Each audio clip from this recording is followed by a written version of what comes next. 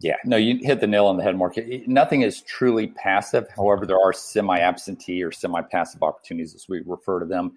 I'd say more than half of the brands that we represent provide that semi-absentee model in addition to owner-operator. There are some out there that say, hey, we've got to have an owner-operator. It's got to be full-time focus for you.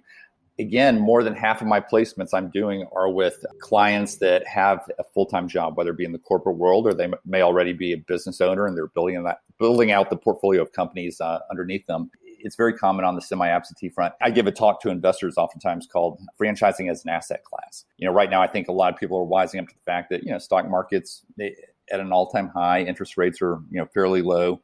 Only so many good real estate deals to be had. And so you can invest in Bitcoin and baseball cards, but where else can you, and you see this day to day, Mark, what is that alternative investment that makes sense? And, a lot of people are wising up to the fact that business ownership can make sense and business ownership through franchising. And, as you're well aware, business ownership does provide one of the last bastions of tax benefits. There are things you're able to do as a business owner that you're not otherwise. So that's another play on it as well.